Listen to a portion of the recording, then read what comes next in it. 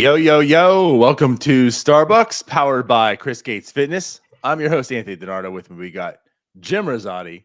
Jim, happy Monday. Happy Monday. Coming at you on location from my hotel room. There you go. You are an hour behind, too, aren't you? Yeah, it's 6 a.m. Central Time. So That sucks. yeah. The thing that sucks about 6 a.m., it wouldn't be that bad, right? But coffee shops don't open until 6. So I can't even just like walk outside, grab a coffee, and then do this. So I've got hotel room coffee. So I might go with that. here in a bit. Sorry. Yep. That gives you something to look forward to really, really end the show. Right. Just like I can't wait to Yep. get over this. But yeah, so you're out there. Congrats. How was your weekend, though? Pirates took 2 out of 3. Did that dictate anything of your weekend?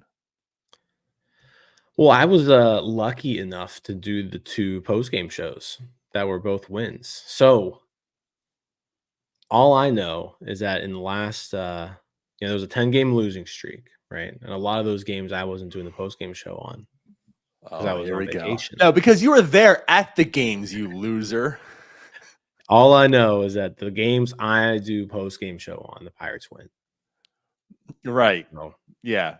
Nothing to do with you being at the games and the Rosati curse at all.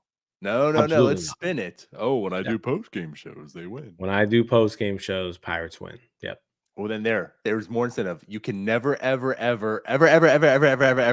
go to a game again. Yeah, Fair? the road record is not looking good. The road record isn't looking good this year. But no, honestly, though, Pirates take 2 out of 3 from Seattle. That's pretty good stuff. Before we get any further into that, BetOnline is the world's most trusted betting platform and your number one source for everything football. From the preseason, NFL, to college kicking off, BetOnline has every stat, every matchup, and even live odds and spreads while the games are being played. Think you know your stuff? Get in on a game of winner take all, $300,000 NFL Survivor pool for the upcoming season. When the game's over, head on over to our online casino and get in on a game of blackjack or poker or unwind with one of our over 150 slot games. Head to the website today. Head to the website today and use promo code BELIEVE to get in on the action. Bet online. The game starts here. So yeah, I mean, it was good stuff. If losing that many games in a row, not only do you win 2 in a row, like again, you take a series. That's a pretty good feeling. Even though Sunday's game, the post game I had to do, they looked pretty bad. Taking 2 out of 3 is pretty good stuff. So kudos to the Pirates finally getting back into the win column here and having a solid series before they go into Texas today. Yeah, I mean they needed some wins. You had to stop the spiral at some point. So yeah, good job by I guess it was Skeens, right? Skeens start Friday night that ended it. So good stuff there. Him against Logan. It was him and Logan Gilbert.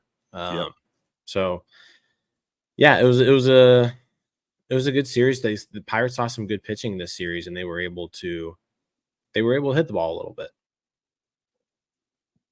They sure were up until Sunday, but it's fine. Again, like that's the thing. Right? If you could take 2 out of 3 of every series, that's all you can ask for.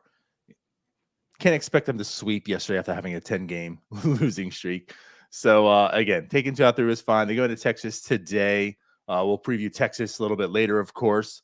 But I do want to talk about a few things here. A few things that stand out. Should we just get into the news, of course, with Billy McKinney, as some people have in the comments already? Yeah, I guess we can talk about that. I don't know how much time we want to spend on Billy McKinney, but let's go for it. Yeah, well, I think the issue is what Billy McKinney represents of not being here to talk about.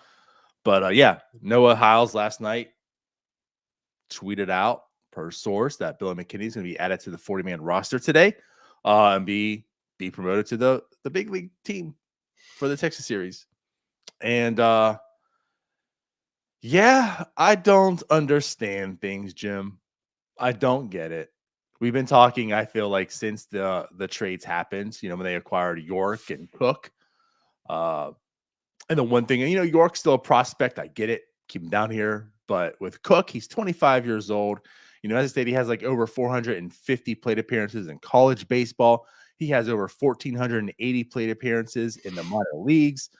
He's been in AAA. He's been doing well. Like, if there's one guy that's probably going to make his debut this year, it should be him, because what more do you have to see? Looking forward to 2025. Get him up here. And Billy was called up yesterday, but it wasn't Billy Cook. It was Billy McKinney. Why, Jim? I think it's just because Ben Cherington loves trolling us. Like, I think that's really what it is.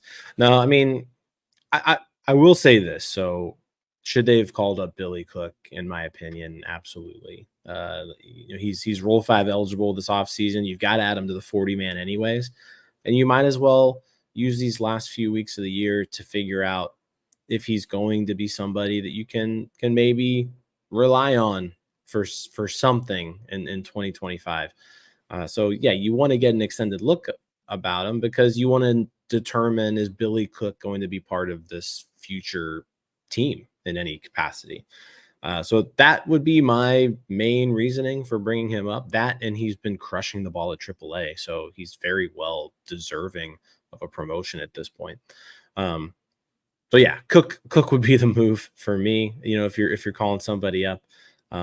I will say this about Billy McKinney: like, he's definitely played well enough at AAA over the course of of an entire AAA season that, like, he also is somewhat deserving of a call up here. He's done nothing but hit, when he's been healthy down there. So, I think this move could, like if they're taking G1 Bay off the roster and they're putting Billy McKinney, or if they're taking Alika Williams off the roster and they're adding Billy McKinney, like, I think that's still a move to make the team a little bit better. It's just, I would rather see Billy Cook. That's kind of where I'm at with it. Like, McKinney really should be an upgrade over some people on this roster. Like Peter says, probably better than G1 Bay. I mean, Billy McKinney's been a Major League Baseball player for 10 years, something to that extent. So sure, like, his service. It's the bar super low. Yeah, the bar is super low. But like, I think Billy McKinney at least does make this team better. It's just not the right guy to call up, in my opinion. No, I mean, that's fair. And I'll give you that. I feel better to have Billy McKinney in the outfield rather than G1 Bay. So, sure, that's fair. To me, though, this just doesn't make sense. And I'll even go a step further. I disagree a little bit with what you're saying. I don't think calling up Billy Cook is to determine if he's part of your 2020 plans. And the reason I say that is a lot of rookies will struggle. So he could struggle. And, like, I'm not going to write him off now. Like, if he comes up here and doesn't hit well, are you going to say, well, he's not part of the future plans? It's his first taste of the big leagues. That's kind of why you bring him up. And on the opposite end, are you going to Jared Triolo yourself and say, oh, wow, actually he came up here and he hit well. He's our right fielder next year. And then he turns into a pumpkin. You know what I mean? To me, it's less about, do I want to figure out if Billy Cook's part of my future plans? And it's more about, 2025 is an important part. I would rather have Billy Cook at his best when I need to call him up, when I need to turn to him, if it's from day one, opening day, or if it's maybe in late April, May, like whatever it might be, hopefully sooner than later, right? Let's start getting those at-bats today, because I don't want him to struggle in April when he's here in 2025, because it's the first time he's seeing Major League pitching. Let's get him up here now. Let's get him seeing Major League pitching today. Let's get those next 6 weeks out from under his belt, so that way he has a full offseason seeing Major League pitching. And like, maybe that helps his development. Again, we talk time and time again about development still happens in the major leagues. So let's get that started today instead of having to develop him again at 26 years old next year, when, I mean, there still is even more uncertainty. So, this maybe adds a little clearer of a picture, just a little bit about the plans in the future. But I think more importantly, it's about that development, which is a big piece, developing in the majors. Yeah, that's a good point too. I think there's more than one reason why Billy Cook needs called up at some point. Um, So as I'm hearing this is the wrong thing to do then. yeah, I think this is a move that you would make if you were like in the thick of a playoff hunt and you were like, all right, we need to make this roster a little bit better. And even that is kind of sad to think that you're turning to Billy McKinney whenever you need to make the team better. So yeah, it's just either way. I'm not feeling the move. I would have much rather seen Cook in this situation. Like, you acquired him for a reason, right? Like, let's get him up here. You mentioned it's not like he's a young guy. This isn't somebody who, just reached AAA and he's 22 years old and he doesn't have a whole lot of Right. minor league experience. Like, this is a guy who's been around for a while. He's hit at every level. You've got to add him to the roster over the offseason anyways. So why not do it now? And yeah, not only see what you got, but also say, hey, come up here, get some big league at bats. We may need you next year, kid. So that's, yeah, I think we're both in agreement here, but I think there's more than one reason to do it. I would like to just see if he's anything useful at all. Like, that's what I would want to see. I'd want to give him some pretty regular at bats down the stretch, because I think you actually do want to have an idea going into next year. And I'm not talking giving him like 60, 70 plate appearances, like give him 150 plate appearances so you can have some sort of idea of who this guy is. There's no one blocking him in right field. No, it's Again, not is it at like the expense of G1 Bay? Here you go, kid. At the expense of Brian De La Cruz. I mean, you pretty much know what Brian De La Cruz is. You don't have to, like, I know you made a trade, but you made a trade, more or less, I guess, there's the control, but for this year, the playoff push, that's gone. So if you have the, at the expense of some at bats for Brian De La Cruz, have at it. There's plenty of, opportunity for this kid to get some plate appearances on this awful team. yeah. So, and again, that's the biggest thing. I want to make this understanding clear. I mean, York is a potential too, but we're not going crazy about York because I can rationalize how you still want to see him in AAA. That's fine. But again, the Cook thing just makes no sense of why he's still in AAA at this point in time. It just makes zero sense. So why are you keeping him down and bringing up Billy McKinney, who has no future? Well, and if you are going to call up Billy Cook at some point, you need to make a 40-man roster move, right? And they've got to make a 40-man roster move now too with Billy McKinney. So yeah, so who on that 40-man, like what's the move here? I'm not entirely sure how they're going to handle it. I was looking last night to see if there's maybe anyone on the 10 or 15-day IL that you could slide over to a 60-day. And I don't really think there is. So you're probably having to DFA somebody. You're probably gonna have to go that route to create a spot for Billy McKinney. So then you're going, okay, well, who gets DFA'd so we can make a roster spot for, a 29-year-old journeyman, basically, because someone's gonna lose their job now. And looking through the list, it doesn't really seem like there's a lot of minor league options available, that are kind of just like, just depth pieces. So I wonder if they're gonna have to go a route like Zhangxi Shang probably isn't deserving of a 40-man roster spot anymore. So like that could be your next guy off the list. So something I was thinking of, I don't think this is going to happen by any means because I'm still going to keep it at this point in time. But even in that sense, like Figueroa is probably closer to a DFA candidate than a how can he help out the Pittsburgh Pirates 2025 team candidate. That's how far he's fallen.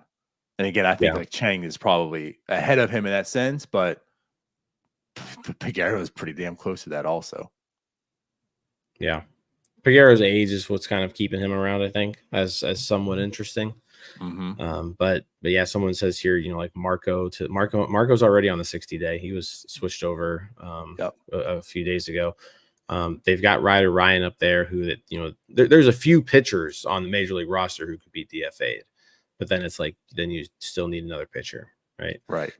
So I don't know if they're going to go that route, but yeah, I mean, there's like 3 or 4 pitchers where it's like, if they DFA'd them, who cares? Yep. The only other thing I could think of, again, which makes sense to me, is like you call up Henry Davis and you DFA Grandal, then you can make those 2 moves essentially in that sense. But that's not what's happening here. So yeah, I don't know. Again, like the only other option I can think of is like Palacios to the 60-day. Maybe, depending on how bad his injury is. His season as a 29-year-old minor leaguer, essentially. And again, like he was already DFA'd last year also. So like, is he also a candidate at some point in time? Yeah. Like there's plenty of people on this roster that you can DFA and not have to worry about the 40-man. But anyways, yeah, we won't go too much long with that, but I don't understand it. Billy Cook should be here. Like just no questions asked. He should be a major leaguer at this point in time. Yeah, I think we're in agreement there. Like let's see the new guy. Right. So yesterday, Ben Cherington had some other things to say also, looking about the future, talk about O'Neal Cruz, and of course he's been pretty polarizing and as far as like the type of player he is and the position and such, and we got to see all the errors. And is this guy a shortstop long term? And Ben Cherington, I'm going to paraphrase this. I don't have the actual quote up, I guess, but more or less said how, the thing about him is he's a shortstop. We're going to do what's best for him, what's best for the team, and what's best for both parties is him being a shortstop and developing and getting better at it. Because like him being a shortstop is very unique. And that's what I think, kind of talk again about too. And that's something that we're in agreement with. Ben, we agree. Finally, we found common ground. But like, I think the biggest reason too is, for one, who's really pushing him. Now you could say Isaiah Kiner Falefa. He can play short. You know what? I can't argue that. Like that's a reasonable contradiction to this, to our stance on this.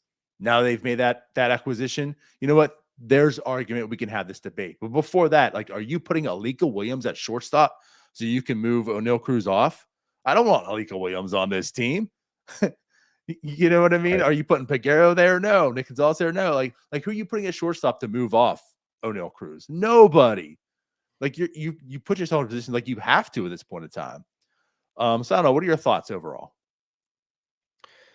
I mean, my thoughts are O'Neal Cruz needs to be the shortstop of your team, and he needs to be the shortstop for as long as he can possibly field the position, right? And so I guess that's the definition we're trying to figure out. Like, what does that mean? What does that mean?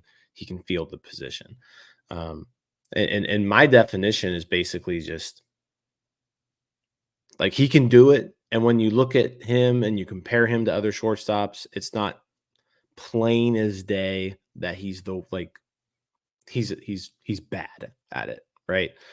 And you look at some things out there, like you were talking in the post game yesterday. I think it was you and Neil about like fielding percentage. Like he does make a lot of errors, right?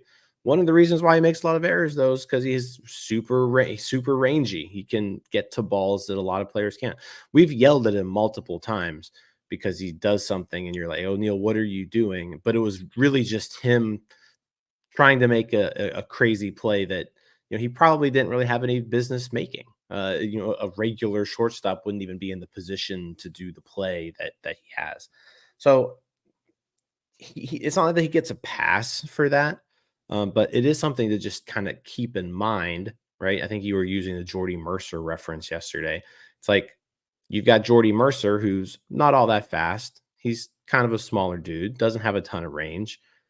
Yeah, Jordy Mercer he's not going to commit as many errors as O'Neal Cruz because he also doesn't get to as many balls as O'Neal Cruz does. So there's that factor in that you have to say, okay, yeah, O'Neal Cruz is going to miss more routine plays than like the average shortstop, but he's also going to make some plays that the average shortstop can't make. And we've seen multiple occasions of that, which is why, when you ultimately like look at it, fielding percentage is bad, the errors are bad.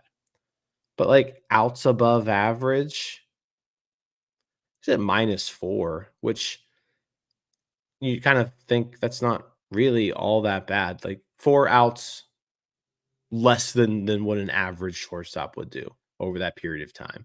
Fielding run value, it's -2, right?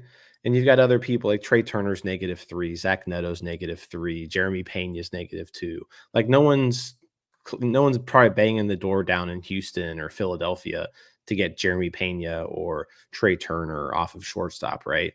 No one's Right. like saying, "Oh, the Angels need to get Zach Neto off of shortstop."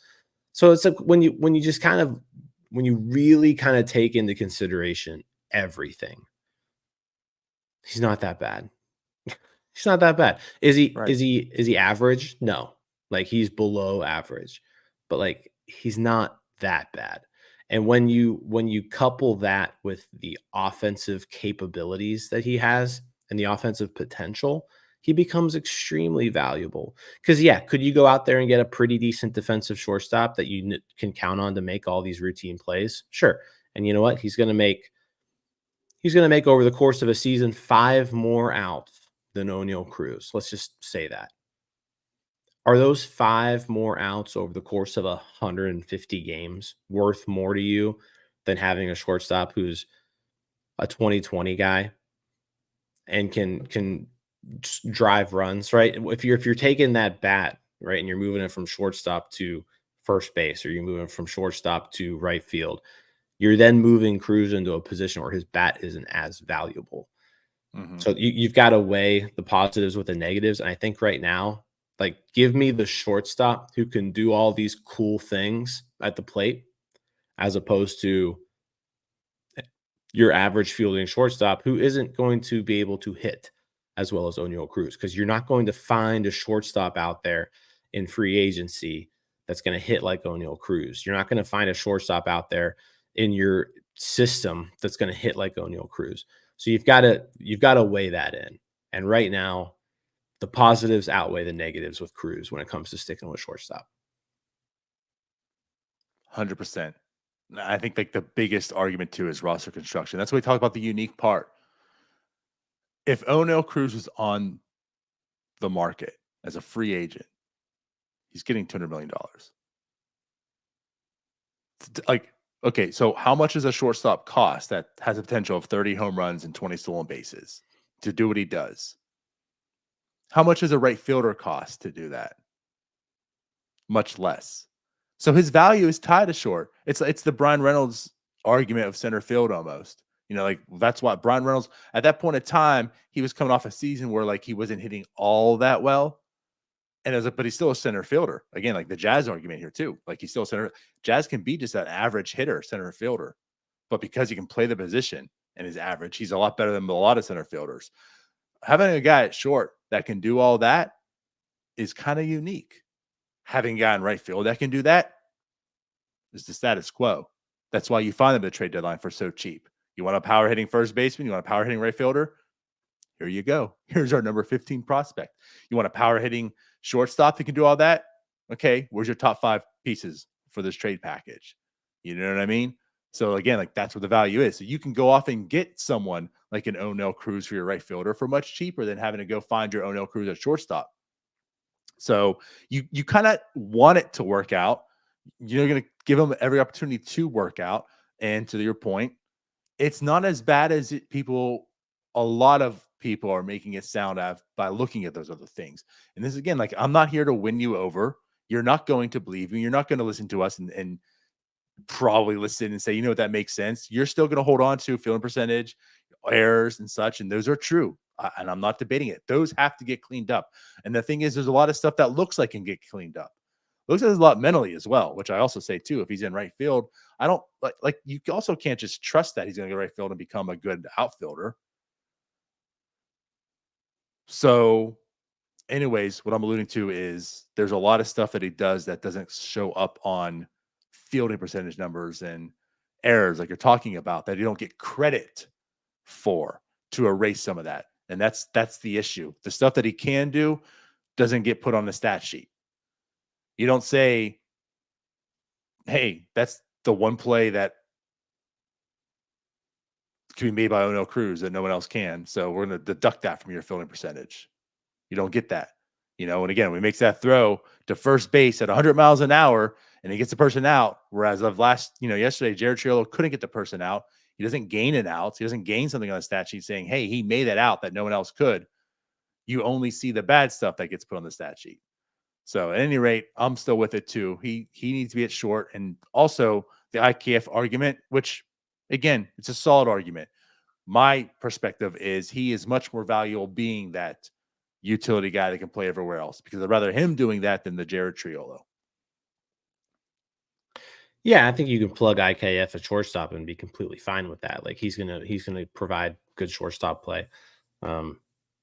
But again, you bring up the point, like if you move Oneil Cruz off the position, there's no guarantee that he's automatically going to be a good right fielder or a good first baseman. I think he'd be a good first baseman, but yeah, just the bat is the bat provides more positives at shortstop than the glove is providing negatives at this time. And again, I agree with you. You're probably not convincing people one way or the other, right? Like your thought in this matter is probably made, and you're probably not changing your mind. And I think, like you said, I can understand the people who think like that. All right, he's not your normal shortstop, right? Like he's not. He doesn't look like a shortstop. He doesn't play defense like a regular shortstop. But I think that's part of the whole thing, and reason why I would keep him on there is because he's not your normal shortstop. Like this isn't the same game that it used to be in the 90s, where your shortstop was just a light hitting glove guy who could bunt, right? This isn't an early 90s Jay Bell Major League Baseball anymore. Like those guys aren't as valuable to teams as they used to be. So having Cruz being able to do what he can offensively, what he brings to the table defensively that an average shortstop couldn't do. Yeah, I don't see a reason to move him off yet. Now down the road that could be different. If he gets slower, he doesn't his offensive bat maybe takes a dip, then we can talk about it. But right now, the value he gives you as shortstop is just, it far outweighs what you could replace him with. Yep. And I know no one here is going to probably be able to relate, but talk to Cincinnati Reds fans. The person actually leading in errors is Elly De La Cruz, and he actually grades out really well defensively. And you know what, Jim? He's kind of battling for an MVP spot right now for the NL. Mm-hmm. The way Ohtani's playing, I mean, this guy's gonna be like a 40-40 player in like a day, so he probably won't win it. But still, like Elly De La Cruz is battling. He's in MVP talks, and he has more errors than Oneil, and he actually grades out very, very well. And it's again for the same reasons. He makes some spectacular plays that nobody else can, but you don't get to see that in the stat sheet. But at any rate, I'm with you. Oneil Cruz, shortstop at this point in time. Sorry, but it's the right move. Yep. All right. I'm with you. So we want to go and bring on Anthony. Let's bring on Anthony. Before we do, Chris Gates Fitness has a brand new coaching service that's designed specifically for sports fans like you, the online fitness training camp. So Chris sponsors Starbucs, and training camp is a program he's got going on right now. It's a low-cost monthly fitness membership program designed specifically for sports fans. And at this time of year, it's the perfect program to help you stay consistent and reach your health and fitness goals amidst tailgating, baseball season, and more. We got football season coming up too, so going to be a lot of tailgating. If you're ready to elevate your health and fitness goals and do it with a group of like-minded people looking to support and encourage each other, you have to check this out. There's a group that we're all in. So just kind of give you an example. Yesterday here at the hotel, I got in a little early, so I was like, you know what, I'm gonna go ahead and get my workout in. Went to the hotel gym, got my workout in, posted to the fitness group. So it's just a good way of kind of keeping you accountable. When you see everybody else working out and eating healthy, it makes you want to work out and eat healthy. So definitely recommend it. But you get customized monthly workout programs that'll help you build muscle, burn fat, feel more athletic, and access to live Q&As with Chris, exclusive community support, and more will help hold you accountable and work you towards your goals. Training camp members also compete in fitness challenges each month, as well as sports challenges like weekly football pick'em in the fall, where Chris gives out free prizes like home gym equipment, supplements, free one-on-one coaching calls, and more. And if you join this week and use the code Starbucks, STARBUCS, you'll get 50% off your first month. So don't miss out. Visit chrisgatesfitness.com/training camp. Click the link in the description and start your journey today. Awesome stuff. Yeah, that's crazy too. There's like just football season's around the corner. I'm trying to process that. Yeah, I've got a home football game here, not this coming weekend, but the weekend after. It's nuts. Felt like it took forever for summer to get here, and now it's over. Yeah. This year's over. Everything's Ben, the year's over, Ben. Call up Billy Cook, Ben. Right. All right, good stuff. Well, let's get into it. We, of course, have Anthony Murphy from Bucs On Deck, Bucs On Deck Substack. Jeez. The combining of these two like shows for this name, the Starbucks On Deck and then the Substack, I can't do it. Anyways, Anthony Murphy, welcome to the show once again. How's it going, my man? It's going good. How you guys doing today? Hey, good morning, Murphy. Great. Love the O'Neal Cruz talk on there. So you're in agreement? I will say I think he's a $200 million player, even if you throw him in the outfield. Because if you're saying he's a 30-20 guy, there's only 3 outfielders last year who did that. And there's only 2 30-30 guys last year. There's only 1 20-20 outfielder right now. And there's only probably like 3 that are on pace to probably do it this year. 3 more. So that potentially could get there. So he gets paid regardless where he's at because of the bet. But yes, his value is more at shortstop. So yeah, and I believe you keep him there as long as possible too. So yeah, I'm fine with what he's doing right now. So. I would like him to be better. Don't get me wrong. Yeah. But yeah. There's definitely some stuff you can, and a lot of it's like mental stuff though. Still, right? Or trying to do too much, which I'd rather you try to do too much than too little in some of those scenarios and stuff like that, because we can definitely because then you're just lazy. Yeah, but wait. Oh. All right, let's get into the system here. So it was a busy week for everyone.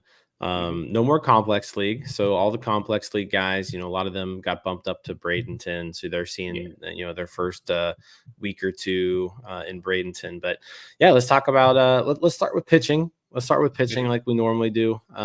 Give us a couple pitchers who performed well this week that need to be on our radar. Well, we'll go a little off board with the first one, and then I'll kind of let you guys decide the next one. Carlson Reed, promoted to Greensboro a couple weeks ago. He's pitched good. Only gave up 1 earned run, struck out 5 over 4 1/3. His last time out, pitch count got a little bit high for him. End of season too, so getting closer to the end of the season. So I'm sure the pitch count's gonna start winding down a little bit more for some of the guys. So 4 1/3.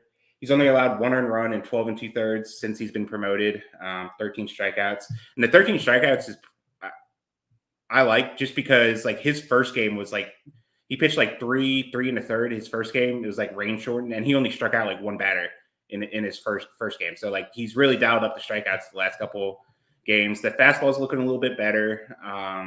The slider and the changeup, I'd probably be willing to throw the slider and changeup up there with almost anyone else in the minors right now as far as the Pirates go. They're really good pitches. For him, it's always come down to like fastball command.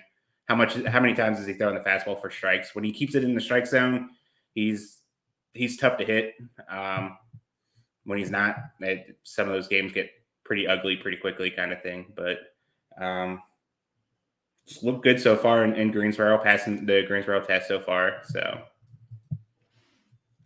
Yeah, 4th round pick last year out of WVU. So I'm sure there's some WVU fans who listen to the podcast, so it's that you've probably had a chance to follow Carlson Reed along his college career, and now this is his first full year in the minors. And yeah, I mean he's progressed nicely. Had a good year in Bradenton, and gonna finish it off here in Greensboro. So a higher, I'll say he was he the first college arm? No, they took.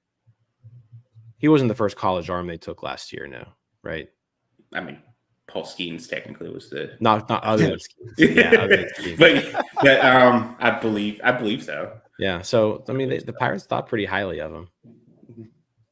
Other than after Patrick Riley got traded, what is it? Reed kind of took over the system lead in strikeouts too. So I think I'm sure Bubba's probably past the 100 strikeout mark now. Maybe I need to double check the stats there because maybe Bubba's pulled ahead with how he's been pitching lately. But Reed had a pretty good. It was like kind of Reed and Riley were the two like really up there during the season. So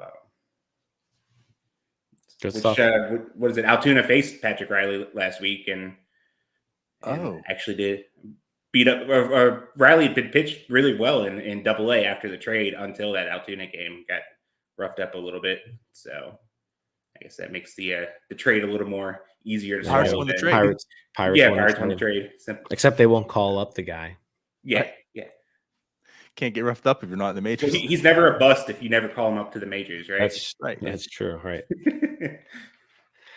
All right, so Carlson Reed, and then I'm sure you're going to hit us with one of the big boys here. Well, that's what I was going to say. We could talk about Bubba Chandler or Thomas Harrington, or I can go another guy that's pretty deep down there. And I know everyone likes their Bubba Harrington talk. So I think we've talked a lot about Bubba lately, and he looked outstanding in his start this past week. Harrington's was probably one that got cut short a little bit because they needed to get some rehab work in. So let's talk about Harrington. I thought his start was I mean he dominated. He was perfect through 5, and he faced one batter over the minimum through 7. Yep, 63 pitches in 7 innings. That's 9 pitches an inning. Easy man. So can't really can't get too much more efficient than that. Like you said, if it wasn't for them trying to get Ryan Baraki into rehab, you can probably see a very easy scenario where he just throws a complete game shutout there. So only 2 strikeouts, but the swings and misses were there. It just like he wasn't finishing hitters, and like I mean, either way, if the strikeouts are low, but you're not letting any guys on base, I think you're okay with that. The fastball velocity kind of feels like it's been down since he's been there, but I don't know if it's something where he's like they're putting a focus on like pitch to contact right now with him. I do know when I talked to him last year, like he's like really big into kind of like exploring which the best way is to like get hitters out. So like maybe he's trying different stuff because he's at a new level and stuff like that. I've seen games to where the fastball has got up to like 95, 96. Those games he was trying to strike out a lot more. Like he was using it to, elevate a fastball, swing and miss, strike out kind of thing. So it would kind of make sense to where like, he dialing it back to hit his spots to induce contact and stuff like that. But regardless what the velocity was, can't really argue the results of the game kind of thing. Yeah. So. Yeah. I mean, he had a good game. The swings and misses were working too. Only 2 strikeouts, like you said, but yeah, I mean, outstanding AAA start, and he needed one. He hadn't had like that first dominant AAA start yet. Yeah. Oh.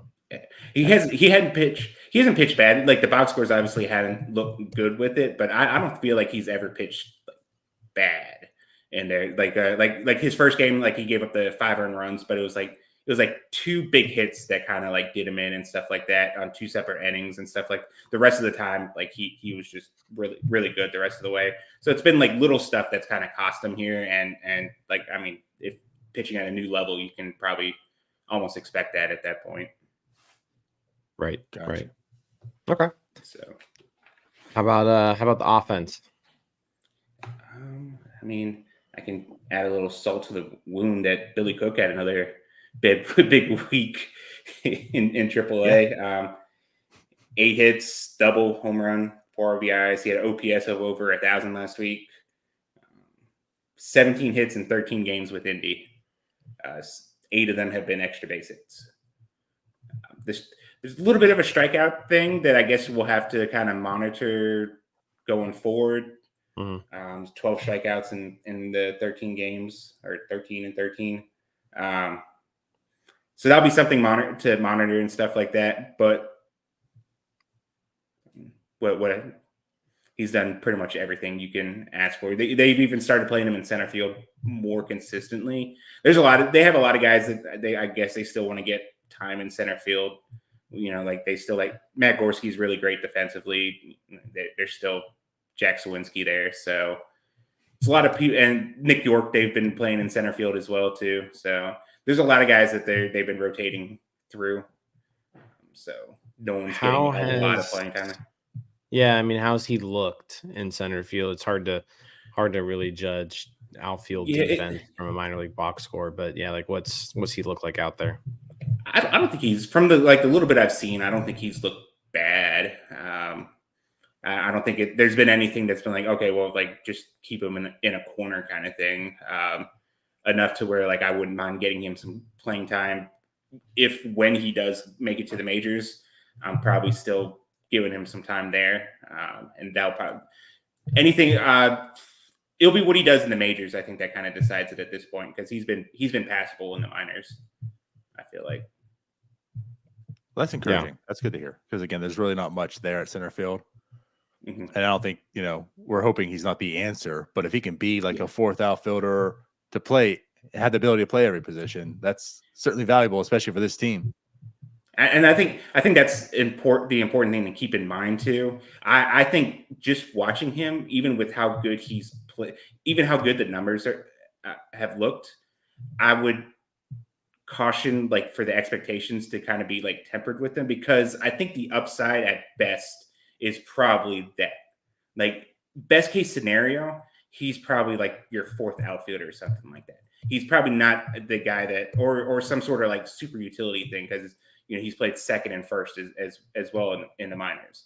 So like even calling him up and like looking good, like you kind of like mentioned like the Triolo thing last year. Like if he comes up and looks really good, let's still kind of go this in with the right set of expectations, because I think even at his best, he's probably like a bench utility kind of guy. So I'm with you, and I think that's why like I want to see Billy Cook, but at the same time, it's like I don't think Billy Cook is like a future starting outfielder on this team. And I think we are getting to the point where he's arrived. He's done nothing but hit. So yeah, I think it's a good idea to just caution people to be like, hey, Billy Cook's probably not that guy. Like he's never been a highly regarded prospect. I mean, on Pirates top 30 lists, you're not going to see him, near the top half of those lists, right? So like just kind of temper expectations, right? Because I think he's a better option than what they have on the team right now.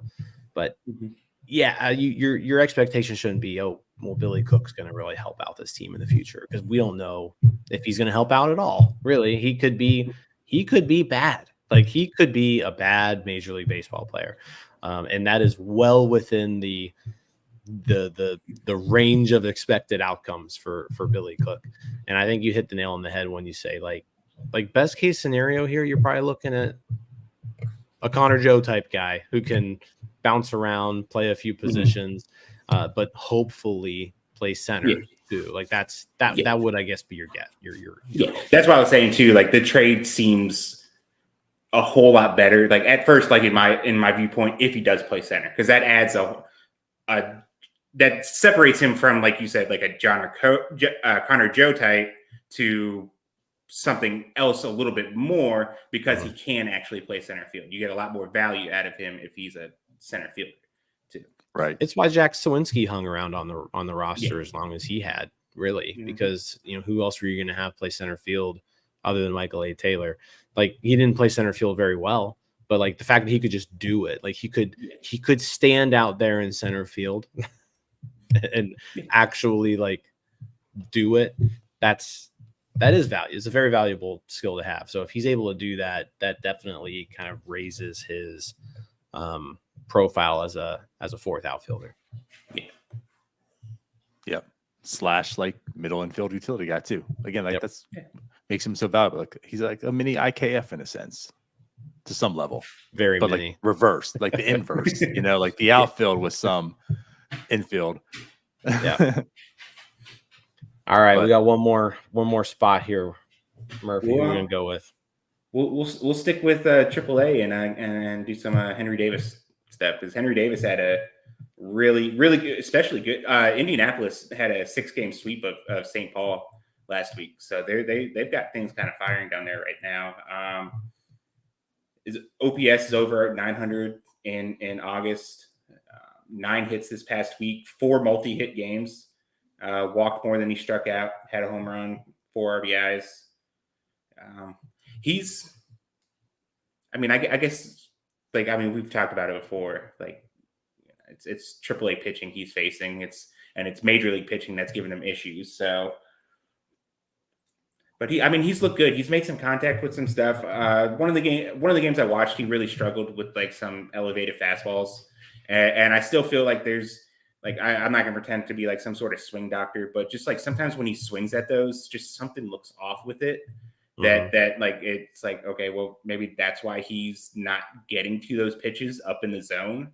So maybe there's something they could work on in the offseason that'll let him get there. But like he's crushing everything else. Like some of the big hits he's had were like breaking pitches, like down in the zone or like away or stuff like that. So he's getting to that stuff. And I guess it could be worse than he's like just missing at everything still. So he's making contact on some stuff. He's making really hard contact. Like I do like the StatCast breakdowns on all the morning articles.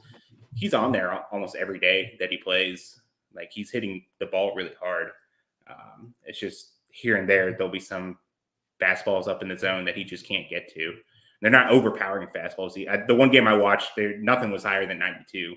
That he was swinging and missing at. It was all 90, 91. So that kind of sucks. But yeah, we don't like to hear that.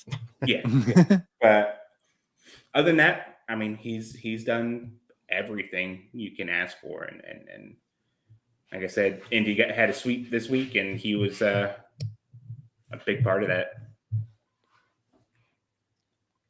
Yeah, it looks like a 2-hit game, 3-hit game. I know he homered yesterday. He's a frustrating player because you've seen every single. He's just crushed minor league pitching, and just lays waste to them. But then every time you've put him in the major so far, he's shown he can't hit major league pitching. So it's a really frustrating place to be, because you look at this guy just absolutely killing the ball in AAA. And you're like, we could use somebody like that in the majors. And then when you bring him up, he's just not that. He's not the same person. But I do think we've seen that a lot around the league too. A lot of guys. Yeah. The gap in the AAA pitching right now and major league pitching is so wide that like there's some teams who like they're not even sending a lot of players to like AAA now. They're just going straight from AA to the majors, and it's just such a big gap right now. Mm-hmm. So. Being a 25-year-old former first overall pick, you're probably going to mash the type of competition that's in AAA. So, but like I said, it could always be worse. He could be struggling there too. So, right, like Jack. Yeah. You're right. I guess it's nice that he's not struggling, but at some point you're like, we got to see in the majors. I'm not sure when that opportunity is going to come. It seems like it's August 19th, and they've stuck with Grandal up to this point. So I don't know if it's going to take an injury to somebody for him to finally get a shot. I don't know if it'll take maybe September when that roster expands by a spot. But you want to get more. You want to give him major league at bats because you feel like that's the only way he's going to be able to figure out major league pitching. Because right now, he's figured out AAA pitching. It's one of those like what else can he really learn down there? I don't know if there is anything. I don't think when they sent him down, I'm not even sure if there's anything at that point that he can learn down there. I think if it's a team that like you're the White Sox or something like that, you probably just keep Henry Davis up the entire year and just sink or swim. Like, we're going to give you the entire year, and then we'll go with it. We have nothing else working for us, so we're just going to give it to you. But at the point, Pirates were still kind of in it, and you can kind of hang on to the fact that for whatever reason, Grandal is quote unquote like Skeens' guy or whatever like that. So you kind of have to go with him over Henry Davis. And then like you said, now we're late August and we're kind of here. I guess maybe like if McCutchen is out for an extended period of time into like where we're talking about like September call up kind of thing, maybe you just call Davis up and let him DH. Yeah. So. There's definitely room for him. Yeah. Especially on the 26th man. Yeah. There's definitely room for him. So. Yeah. And that was my argument. Let me ask you this too. Like I felt calling out made a ton of sense at this point in time for those reasons. But yeah, if they're still in the playoff hunt and it's working up here, or you're not sure if it's going to work up here for Henry Davis yet, like I'm for keeping him down through the end of the year. Like you can make sense of it. But at this point in time, there's no playoff hopes. And I don't think there's a whole lot left for him to learn, to develop, to do it in AAA. That's going to help him. So, like, let's get him up here. And if he struggles, it's okay to struggle because it doesn't really mean much. But I guess my thought, too, was there's at-bats to go around. This is even, like, with Kutch on the team at that point in time. Do you think he needs to even see, like, is this a guy where he has to get everyday at-bats? Or, like, are you okay with, like, the argument of keep him in AAA because he'll get everyday at-bats, where if you call him up here, he won't? Do you think he even needs to see everyday at bats? No, not at this point. Like major league pitching is major league pitching. Would it be more ideal to get him as many at bats as possible? Yeah, obviously, because you get the answer to your question quicker than I guess. You know, if he's playing 5 days a week, you kind of know sooner than if he's just playing once or twice a week. But at this point, if the only thing that's left is for him to actually hit major league pitching, playing 5 to 6 days in AAA still doesn't solve that. Playing 2 days in the majors solves that question still quicker than 6 days in AAA. So I think at this point, I mean, and two, like with Davis, like him coming up and like if you're moving on from Grandal to make that move for Henry Davis coming up, that kind of signals like, okay, we're done for the year. That's it. Statistically, yeah, pretty much you're out of it. But that's kind of like signaling like, okay, well, we have nothing else this year. We're not going to make the playoffs. So let's just do what we do every year. And let's take a look at some of these kids. And maybe they're just not ready to wave the white flag with it yet. And that's why, like, you can make a case that like a Nick York and a Billy Cook still can kind of keep you in it because of, you know, they can play other positions and you have other guys. But like, if you make the argument that Grandal's there because he helps your top pitcher feel more comfortable out there and like he gives you the shot and like what was even like he even hits a little bit better whenever like Skeens is pitching too or something like that. He hit the home run. Yeah. But I don't know. But you could still make that argument. It's not a good argument because like what Grandal is still statistically, offensively and defensively, one of the worst catchers in baseball, right? So it's not even a great argument. But if it's an argument that you could make while you're still close in it, then is better than just completely packing it in. And I think Davis of everyone is just him coming up and replacing Grandal would just be like, I'm done for the year. Okay. So. Kind of sad when you're saying that when you move on from Yasmani Grandal, you're giving up. Yeah. It didn't feel good saying any of that, but just like kind of looking how the situation's playing out. I mean, that's just how it kind of feels at this point. Or else, why not? Why haven't you made that move yet? Right. because one of them is the veteran who's gelled well with somebody. The other is a young guy, quote unquote, who hasn't played well yet. So like if you're a winning team, you want the veteran who is mixed well with someone. If you're rebuilding, you take the young guy. Cool. Well, anything else, Jim? I don't think so. Murphy, appreciate you coming on. Bucs On Deck Substack. Make sure you're subscribed. Podcast on Tuesday, Bucs On Deck podcast. And you can follow Murphy at __ Murphy 88. Yep. There we go. I got it right that time, I think. Yeah. All right. Cool. Yeah. Well, yeah. Thanks for coming on this morning. We appreciate it. No problem. Thanks for having me. All right. See you, man. Peace. So, Jim, Texas Rangers. What do you think about Texas this series? Rangers? There's a lot of TBDs as far as pitching goes. Yeah. How about we have to travel to both Texas teams this year? We were at Houston. Now we're at Texas. We only got like a 3-game homestand too.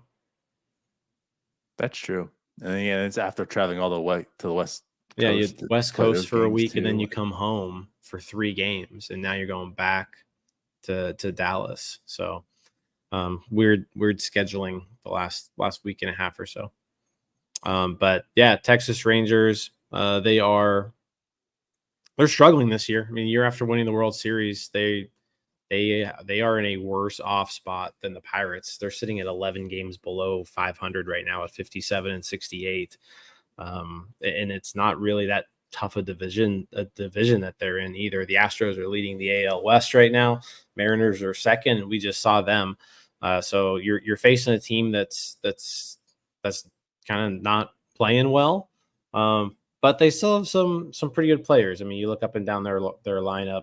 Marcus Semien, Corey Seager, Adolis Garcia. They're all there, right?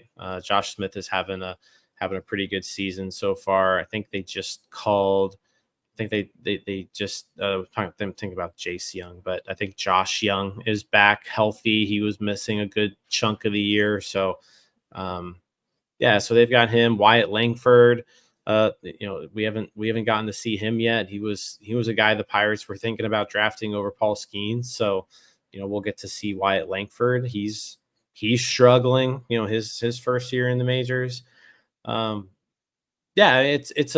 it's a team that you look on paper and you're like, I'm kind of surprised that they're not playing well. But right. they've been hit hard with injuries. Anytime, Jacob deGrom, Max Scherzer, you don't have those guys. It's gonna give you a hit on your starting rotation. So I think we line up against Jose Urena, Cody Bradford, and Andrew Haney. So 3 pitchers where, you know who those guys are, and you're not really all that worried about any of them. Yeah, he's solid. He's fine. He's that's your best. That's the best one. Yeah, he's fine. Right.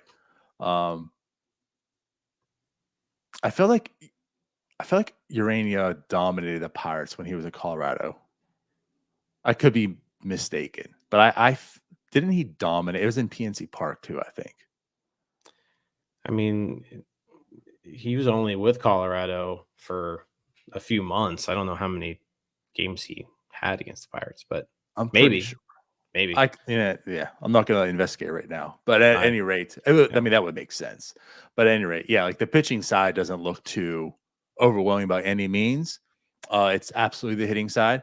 And yeah, like when you look at the roster, again, as far as the lineup goes, still a solid lineup. So I think this is going to be more of a test for the Pirates pitching in a sense. But the offense has to wake up. Like they have to score runs. They need to prevent runs with his offense, which usually the pitching has been doing, not lately. So again, that's part of the problem. But like the offense needs to wake up for sure. We need to see more of like game 1, game 2 with the Mariners, less than game 3. But like you're saying, I mean, this is kind of crazy to think, but yeah, like the Rangers haven't been all that well this year. You just took out one of the division rivals, the Mariners, that are actually even better than them. So now you're going into, Dallas, like you mentioned, you're playing at their home stadium, which also too, like that's a hitter's park. So again, like I was talking about, maybe this will wake up some of the offense. Maybe we'll see some Cruz bombs. Maybe Brian De La Cruz will actually get a home run. That'll be nice. Maybe. Off their pitching. So yeah, maybe this will help wake up their offense a little bit. But it's certainly a task for the pitching, which also like we will have Mitch Keller and Luis Ortiz, right? And then a TBD. So Ortiz Monday tonight, Yeah. Keller tomorrow, Tuesday, and then TBA on Wednesday. So I'm curious on the TBA. I have a bad feeling it's going to be Domingo Germán. It's Paul Skeens' turn through the rotation, but we've seen them all season long. They always give him that extra day of rest in between starts. I don't think he's pitched on 4 days rest a single time yet in the majors. I don't think it's happened. That was like the final thing that he did in the minors was pitch on 4 days rest, and he hasn't done it since. Right. So they're going to push him back to give him that extra day, which means you've got a spot start for somebody. It does sort of line up with Jared Jones, but then Ben Cherington came out yesterday and said Jones is going to get one more rehab start. So it's not going to be Jared Jones. So right now you're looking at the options and you're like, it's probably Domingo Germán. That would be my guess as far as starting pitchers go. So even Texas, they haven't announced Urena or Haney yet. That's what Fangraphs has here as the most likely starters to these games. But yeah, it's not really sure. Pitching wise, not sure who each team's going to go with. Yeah, it's kind of a weird series in that sense. But at any rate, it's one that you look at and say it's winnable for sure for the Pirates. Absolutely winnable. Yep. But we just don't know with them anymore because they're just so weird these days. Nothing's consistent. What you think they are, they aren't. So who knows? We'll find out. But I think it'll be interesting games. And that's all you can ask for at this time of the year. That's what we're talking about. Like, even with wins and losses. Losses are going to happen. There's not really much they're playing for. They can at least be entertained through the losses. That's something. So, and I think this has the potential to be a very entertaining series. And are you on any post-game shows? Not in the beginning part of the week. I'm in Kansas City until Thursday. So then nope. Can't have the Rosati post-game cure. Yeah. So we're already battling up against that. Right. Yeah. Oh well. But at any rate, yeah, we'll see. We'll be back then tonight for the game. Of course, it's at 8:10 start, I believe. I think so. So we're back for the post game tonight. We'll see you guys then. Again, if you're watching this on YouTube, appreciate y'all. Go ahead and like and subscribe. If you're if you're listening on the podcast, leave a comment if you can, maybe a little rating. Tell me and Jim how good we're doing. Only if we're doing good, though. Yes. We don't need any constructive criticism. No. Well, we don't do bad. We're perfect. Yeah. Before we get out of here, we'll talk to you all later. Bye-bye. See you guys. Hey, you all. Thank you for watching. I know we try to provide the most entertaining content that we can, and we'd love to spread it to as many people as possible. So I know it doesn't seem like a lot, but if you could take the 5 seconds to like this video and subscribe to the page, it helps out so much more than you know. Thank you, and let's go Bucs.